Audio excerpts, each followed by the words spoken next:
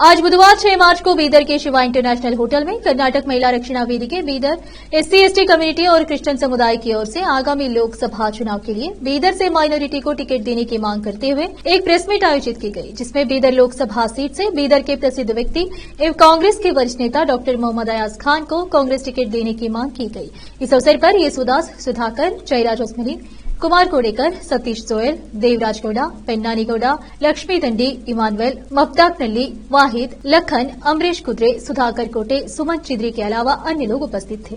बता दें कि पिछले कई दिनों से बीदर लोकसभा सीट से डॉक्टर मोहम्मद अयाज खान को कांग्रेस टिकट देने के जिले के हर वर्ग की ओर से मांग की जा रही है। केपी न्यूज के संवाददाता असलम खान और कैमरामैन पप्पू राज का कवरेज।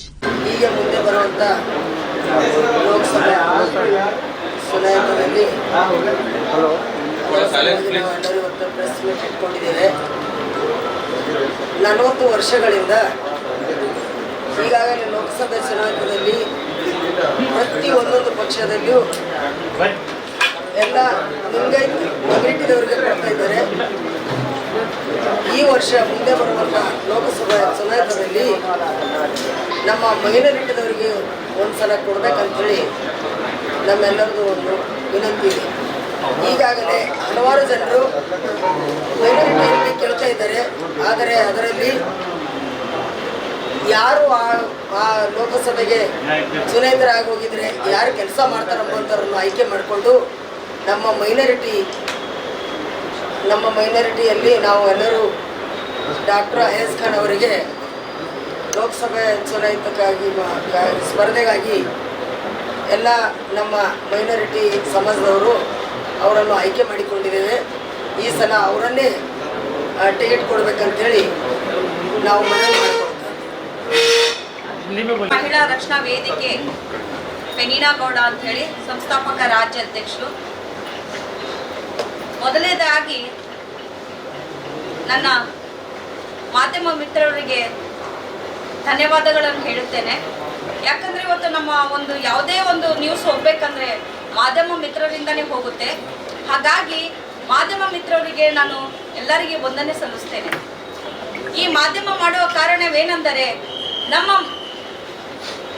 ಲೋಕಸಭೆ ಚುನಾವಣೆಗೆ ಮೈನಾರಿಟಿಯಲ್ಲಿ ಸತತವಾಗಿ 40 ವರ್ಷಗಳಿಂದ ಯಾವುದೇ ಈ ಮೈನಾರಿಟಿಗೆ ಕೊಡಲಿಲ್ಲ। ಹಾಗಾಗಿ ಈ ಮೈನಾರಿಟಿಗೆ ಕೊಡಬೇಕಂತ ಹೇಳಿ ನಾವು ಸಿದ್ದರಾಮಯ್ಯವರಿಗೆ ಬೇಡಿಕೊಳ್ತಾ ಇದ್ದೀವಿ। ಯಾಕಂದ್ರೆ ಇವತ್ತು ಸತತವಾಗಿ ಲಿಂಗಾಯತವರಿಗೆ ಕೊಟ್ಟಿದ್ದಾರೆ ಇಲ್ಲಿವರೆಗೂ। ಹಾಗಾಗಿ ಈ ಮುಂಬರುವ ದಿನಗಳಲ್ಲಿ ನಮ್ಮ ಮೈನಾರಿಟಿಯಿಂದ ನಮಗೆ ಲೋಕಸಭೆಗೆ ಕೊಡಬೇಕಂತ ಹೇಳಿ ನಾವು ಅವರಿಗೆ ನಿಮ್ಮಲ್ಲಿ ವಿನಂತಿಸಿಕೊಳ್ತಾ ಇದ್ದೀವಿ। ಶ್ರೀಮಾನ್ಯ ಸಿದ್ದರಾಮಯ್ಯವರೇ, ನಮ್ಮ ಬೀದರಲ್ಲಿ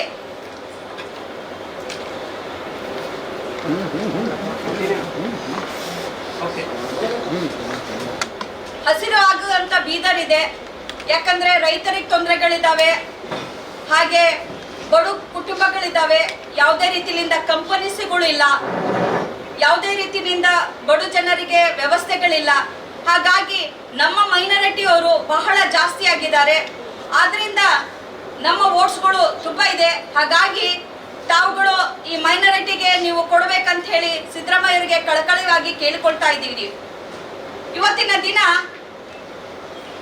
ರೈತರು ಎಷ್ಟು ಕಷ್ಟ ಪಡ್ತಾ ಇದ್ದಾರೆ, ರೈತರಿಗೆ ಹೋಗಿ ಮಾತಾಡಿಸುವಂತ ಶಕ್ತಿ ಯಾರಿಗೂ ಇಲ್ಲ। ಈ ಮೈನಾರಿಟಿ ಸೀಟು ಅಯಾಜ್ ಖಾನ್ ಅವ್ರಿಗೆ ಕೊಡಬೇಕಂತ ಕೇಳ್ಕೊತಾ ಇದ್ದೀವಿ। ಯಾಕಂದ್ರೆ ತುಂಬಾ ಬಡ ಜನರಿಗೆ ಅವರು ಸಹಾಯ ಮಾಡ್ತಾ ಇದ್ದಾರೆ। ಇವತ್ತು ಅವರು ಒಂದು ಕಾಲೇಜ್ ತೆಗೆದಿದ್ದಾರೆ, ಆ ಕಾಲೇಜಲ್ಲಿ ಎಷ್ಟೋ ಬಡ ಮಕ್ಕಳು ಓದ್ತಾ ಇದ್ದಾರೆ, ರೈತರು ಮಕ್ಕಳು ಓದ್ತಾ ಇದ್ದಾರೆ, ಅವರಿಗೆ ಫ್ರೀ ಆಗಿ ಕೊಟ್ಟು ನಡೆಸ್ತಾ ಇದ್ದಾರೆ। ಹಾಗಾಗಿ ಪ್ರತಿಯೊಂದು ಪೊಲೀಸ್ ಸ್ಟೇಷನ್ ಕಂಪ್ಲೇಂಟ್ಸ್ ಆಗಿರಲಿ, ರೈತರೆಲ್ಲರಾಗಿರಲಿ, ಬಂದಿಂತ ಮೊನ್ನೆ ಕೊರೋನಾದಲ್ಲಿ ಅವರು ಎಷ್ಟೋ ಕಿಟ್ಗಳನ್ನೆಲ್ಲ ಕೊಟ್ಟು ಬಡ ಜನರಿಗೆ ಸಹಾಯ ಮಾಡಿದ್ದಾರೆ। ಹಾಗಾಗಿ ಇಂಥ ಒಳ್ಳೆ ಮೃದುವಾದ ಮನಸ್ಸುಳ್ಳುವಂತ ಅಯಾಜ್ ಖಾನ್ ಅವರಿಗೆ ನೀವು ಕೊಡಬೇಕಂತ ಹೇಳಿ ಮಾನ್ಯ ಸಿದ್ದರಾಮಯ್ಯವರಿಗೆ ನಾವು ಬೇಡಿಕೊಳ್ತಾ ಇದ್ದೀವಿ। ನಮಗೆಲ್ಲರಿಗೂ ಮೊಟ್ಟ ಮೊದಲನೇದಾಗಿ ಈ ಪತ್ರಿಕಾಗೋಷ್ಠಿಗೆ ಕರ್ನಾಟಕ ಮಹಿಳಾ ರಕ್ಷಣಾ ವೇದಿಕೆ ಬೀದರ್ ಹಾಗೂ ಪರಿಶಿಷ್ಟ ಜಾತಿ ಮತ್ತು ಪರಿಶಿಷ್ಟ ಪಂಗಡ ಮತ್ತು ಕ್ರಿಶ್ಚಿಯನ್ ಸಮುದಾಯಗಳ ಒಕ್ಕೂಟ ವತಿಯಿಂದ ಈ ಒಂದು ಸುದ್ದಿಗೋಷ್ಠಿಗೆ ಬಂದಂಥ ಎಲ್ಲ ಮಾಧ್ಯಮ ಮಿತ್ರರಿಗೂ ಹಾಗೂ ನನ್ನ ಎಲ್ಲ ಸಹಪಾಠಿಯವರಿಗೂ ಅನಂತ ಧನ್ಯವಾದಗಳನ್ನು ಹೇಳಕ್ಕೆ ಇಷ್ಟಪಡ್ತೀನಿ. ವಿಶೇಷವಾಗಿ ಈ ಒಂದು ಮಾಧ್ಯಮ ಪತ್ರಿಕಾಗೋಷ್ಠಿ ಕರೆಯುವ ಉದ್ದೇಶವೇನೆಂದರೆ, ಕಾಂಗ್ರೆಸ್ ಪಕ್ಷದಿಂದ ಒಂದು ಅಲ್ಪಸಂಖ್ಯಾತರ ಜನ ಅಂದರೆ ಮೈನಾರಿಟಿ ಅಂತ ಹೇಳಕ್ಕೆ ಇಷ್ಟಪಡ್ತೀನಿ. ಅಲ್ಪಸಂಖ್ಯಾತ ಜನ ಮತ್ತು ಕಾಂಗ್ರೆಸ್ ಪಕ್ಷಕ್ಕೆ ಒಂದು ತಾಯಿ ಮತ್ತು ಮಗುವಿನ ಹಾಗೆ ಸಂಬಂಧವಿದೆ.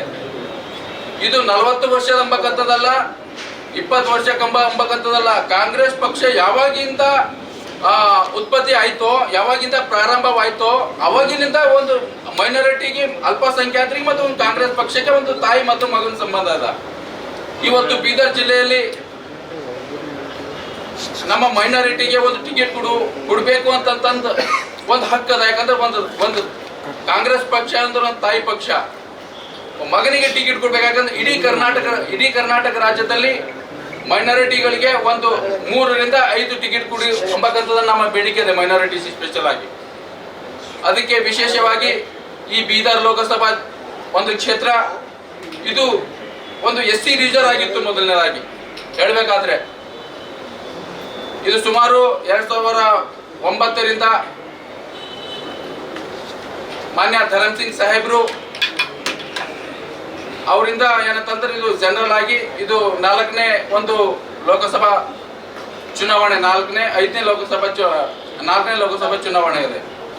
ಗೋಸ್ಕರ ನಾನು ಮಾಧ್ಯಮ ಮಿತ್ರರಿಗೆ ಕರ್ನಾಟಕ ಪ್ರದೇಶ ಕಾಂಗ್ರೆಸ್ ಪಕ್ಷದ ಅಧ್ಯಕ್ಷರಾಗಿರುವಂತಹ ಶ್ರೀ DK ಶಿವಕುಮಾರ್ ಸಾಹೇಬರಿಗೂ ಮತ್ತು ವಿಶೇಷವಾಗಿ ಈ ಕರ್ನಾಟಕ ರಾಜ್ಯದ ಮುಖ್ಯಮಂತ್ರಿಗಳಾಗಿರುವಂತಹ ಶ್ರೀ ಸಿದ್ದರಾಮಯ್ಯ ಸಾಹೇಬರಿಗೂ ಮತ್ತು ವಿಶೇಷವಾಗಿ ಈ ಬೀದರ್ ಜಿಲ್ಲೆಯ ಉಸ್ತುವಾರಿ ಸಚಿವರಾಗಿರುವಂತಹ ಶ್ರೀ ಈಶ್ವರ್ ಖಂಡ್ರೆ ಸಾಹೇಬರಿಗೂ ಒಂದು ವಿಶೇಷವಾಗಿರುವಂತಹ ಒಂದು ಮನವಿ ಏನಂತಂದ್ರೆ, ಡಾಕ್ಟರ್ ಅಯಾಜ್ ಖಾನ್ ಸಾಹೇಬರು ಒಂದು ಅಲ್ಪಸಂಖ್ಯಾತರ ಸಮಾಜದಲ್ಲಿ ಬಲಿಷ್ಠವಾಗಿರುವಂತಹ ಒಬ್ಬ ವ್ಯಕ್ತಿ ಮತ್ತು ಶಿಕ್ಷಣ ಕ್ಷೇತ್ರದಲ್ಲಿ ಕ್ರಾಂತಿಯನ್ನು ಎಬ್ಬಿಸಿದಂತಹ ಒಬ್ಬ ವ್ಯಕ್ತಿ.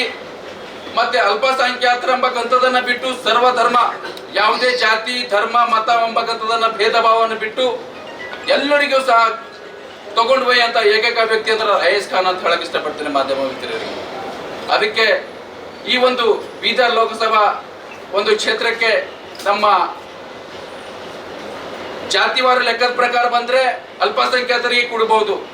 ಇದರಲ್ಲಿ ಅಯಾಜ್ ಖಾನ್ ಸಾಹೇಬರಿಗೆ ಟಿಕೆಟ್ ಕೊಟ್ರೆ ಈಶ್ವರ್ ಖಂಡ್ರೆ ಸಾಹೇಬ್ ಆಗಿರ್ಬೋದು, ಅಶೋಕ್ ಎಣಿ ಸಾಹೇಬರಾಗಿರ್ಬೋದು, ನಮ್ಮ ವಿಜಯ್ ಸಿಂಗ್ ಸಾಹೇಬರಾಗಿರ್ಬೋದು, ಮತ್ತೆ ರಾಜಶೇಖರ್ ಸಾಹೇಬರಾಗಿರ್ಬೋದು, ಭೀಮ್ಸಿಂಗ್ ಸಿಂಧೆ ಸಾಹೇಬರಾಗಿರ್ಬೋದು, ಇಷ್ಟು ಜನಗಳಿಗೆಲ್ಲ ಒಂದು ವಿಶ್ವಾಸದಲ್ಲಿ ಕೊಂಡೊಯ್ದುಕೊಂಡು ಈ ತರ ಏನಿಲ್ಲ ಜಾತಿ ಭಾತ ಅಂಬಕ್ಕಂಥದ್ದು ಏನಿಲ್ಲ. ಇದರಲ್ಲಿ ಪಕ್ಷ ಅಂದ್ರೆ ಪಕ್ಷ, ಅದು ಜಾತಿ ಭೇದ ಭಾವ ಅನ್ನಕ್ಕಂಥದ್ದಿಲ್ಲ.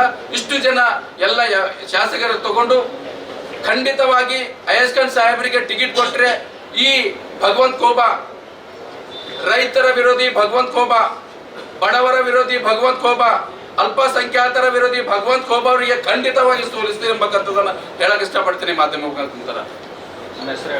ನನ್ನ ಹೆಸರು ಇಮಾನ್ವೇಲ್ ಮಂತಕಳಿ.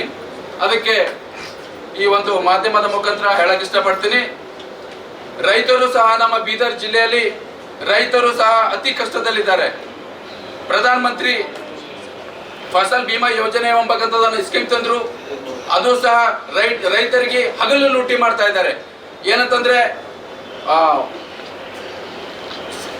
ದುಡ್ಡು ಕಟ್ಕೊಳ್ತಿದ್ದಾರೆ, ಇನ್ಸೂರೆನ್ಸ್ ದುಡ್ಡು ಕಟ್ಕೊಳ್ತಿದ್ದಾರೆ. ಅದೇ ಯಾವುದು ತರ ಇನ್ನೊಂದು ಕೋಟಿ ಗಂಟಲೆ ದುಡ್ಡು ಕಟ್ಕೊಳ್ತಿದ್ದಾರೆ, ಇನ್ನೂರು ರೈತರಿಗೆ ದುಡ್ಡು ಬಂದಿಲ್ಲ. ಮತ್ತು ಮೂಲಭೂತ ಸೌಕರ್ಯ ನಮ್ಮ ಬೀದರ್ ಜಿಲ್ಲಾ ಏನಂತಂದ್ರೆ ಹಿಂದುಳಿದ ಜಿಲ್ಲಾ ಎಂಬಕ್ಕಂಥದ್ದನ್ನು ಹೇಳ್ತೀವಿ. ಈ ಭಗವಂತ್ ಖೋಬಾ ಬಂದೇನು ಹಿಡಿದು 100% ಇಂದ 10% ಕೆಲಸವೂ ಸಹ ಇಲ್ಲ. ಈ ನಮ್ಮ ಬೀದರ್ ಜಿಲ್ಲೆಯ ಮಂತ್ರಿ ಅಂತ ಹೇಳ್ಕೊಳ್ಳೋ ನಾಮಕೆ ವಾಸ್ತೆ ಮಂತ್ರಿ ಇದ್ದಾರೆ, ಕಾಮಕೆ ವಾಸ್ತೆ ಏನ್ ಮಂತ್ರಿ ಇಲ್ಲ. ಅವರ ಡಾಕ್ಟರ್ ಅಯಾಜ್ ಖಾನ್ ಅವರಿಗೆ ಕಾಂಗ್ರೆಸ್ ಪಕ್ಷದಿಂದ ಲೋಕಸಭಾ ಟಿಕೆಟ್ ಕೊಟ್ರೆ ಖಂಡಿತವಾಗಿ ಇವರ ಗೆಲುವಿನ ನಾಗಲೋಟವನ್ನು ನಾವು ಸಮಾಪ್ತಿ ಮಾಡ್ತೀವಿ. 100% ಅಯಾಜ್ ಖಾನ್ ಸಾಹೇಬರು ಗೆದ್ದಿ ಖಂಡಿತವಾಗಿ ಲೋಕಸಭೆ ಕಳಿಸ್ತೀವಿ ಎಂಬಕ್ಕಂತ ಹೇಳಕ್ ಇಷ್ಟ.